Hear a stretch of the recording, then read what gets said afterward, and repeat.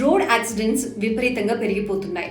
వీటి నియంత్రణకు అసలు ఎటువంటి చర్యలు తీసుకోవాలి, ఎటువంటి చర్యలు తీసుకుంటే ఇవి తగ్గుతాయి, వివిధ ప్రాంతాల్లో వీటికి సంబంధించి ఎటువంటి చర్యలు తీసుకుంటున్నారు అండ్ వాటి వల్ల రిజల్ట్ ఏ విధంగా ఉందా అని ఆలోచిస్తే స్వీడన్లో బెస్ట్ రూల్స్ ఫాలో అవుతున్నారు అండ్ వాటి వల్ల బెస్ట్ రిజల్ట్స్ కూడా వస్తున్నాయంట. అవేంటో చూద్దాం.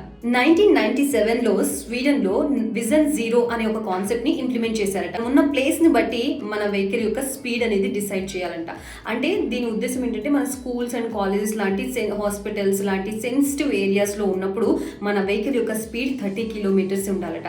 అండ్ నివాస సముదాయాలకి వెళ్ళేటప్పుడు 40 కిలోమీటర్స్ స్పీడ్ ఉండాలి. అండ్ జాతీయ రహదారులపై వెళ్ళేటప్పుడు 90 నుంచి 110 కిలోమీటర్స్ స్పీడ్ ని మెయింటైన్ చేయాలి. అండ్ వీటితో పాటు సిగ్నల్స్ కి బదులుగా రౌండ్ అబౌట్ కూడలిని ఏర్పాటు చేయడం, స్పెషల్ సైకిల్ లేన్స్ ని ఏర్పాటు చేయడం, నార్ లేన్స్ ని ఏర్పాటు చేయడం, 2+1 roads, 1 is for overtaking and remaining 2 is for safety barriers కింద యూజ్ చేయడం, నేచురల్ స్పీడ్ కంట్రోల్ బూప్స్ ని ఏర్పాటు చేయడం, డ్రైవర్ నిద్రమత్తులోకి జారుకుంటే ఫెటింగ్ మానిటరింగ్ సిస్టమ్ ద్వారా ఫైండ్ అవుట్ చేసేటట్టుగా ఏర్పాటు చేశారు. అండ్ హ్యాండిక్యాప్స్ అండ్ కిడ్స్ కోసం ఈజీగా ఎక్కడానికి లో ఫ్లోర్ బస్సెస్ ని ఏర్పాటు చేశారు.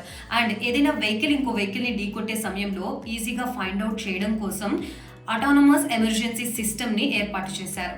అండ్ ఎవరైనా డ్రైవర్ మద్యం తాగి వెహికల్ నడపడానికి ప్రయత్నిస్తే ఇంటర్లాక్ ని ఏర్పాటు చేశారు. సో మద్యం తాగి డ్రైవ్ చేయాలి అని అనుకునే వ్యక్తికి ఆ వెహికల్ అసలు మూవే అవ్వదు. సో ఫైనల్లీ స్వీడన్ తీసుకున్న ఈ చర్యల వల్ల అక్కడ రోడ్ యాక్సిడెంట్ సంఖ్య రోజు రోజుకి తగ్గుతుందంట. దీంతో ఆస్ట్రేలియా, ఫిన్లాండ్, నార్వేలో కూడా ఇలాంటి చర్యల్ని ఇంప్లిమెంట్ చేస్తున్నారు.